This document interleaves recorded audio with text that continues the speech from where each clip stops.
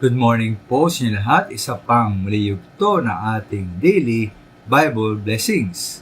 Pamagat po na ating aralin ngayong umaga ay, pwede bang pakiusapan ang Diyos? Pwede bang pakiusapan ang Diyos? Alam natin mga minamahal ng ating Diyos ay makapangyarihan sa lahat.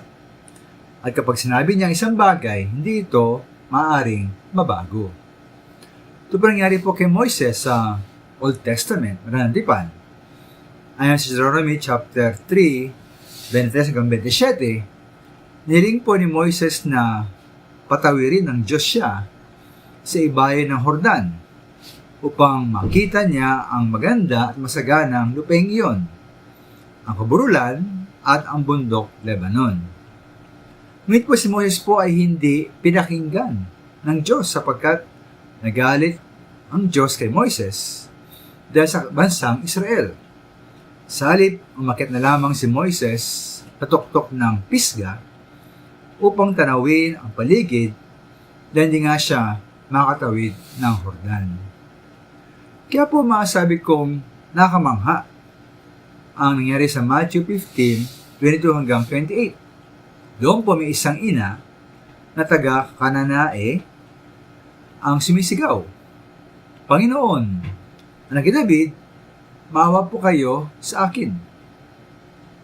Anak kong babae ay sinasapian ng demonyo at labis na pinahirapan ito."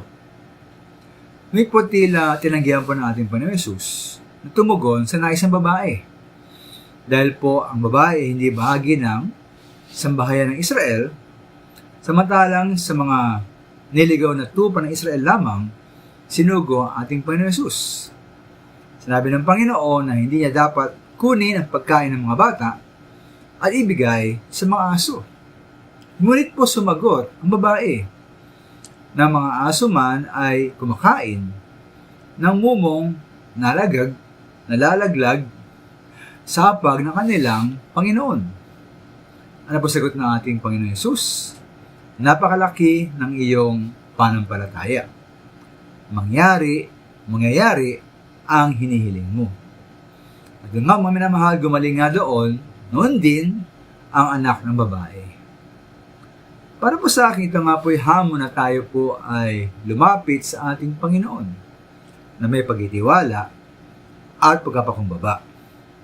O mga minamahal, para sa akin, maaring pag-uusapan ng Diyos. Lalo na kung ang ating panalangin at hiling ay ayon sa kanyang kalooban at para sa kanyang kaluwalhatian. Maraming salamat.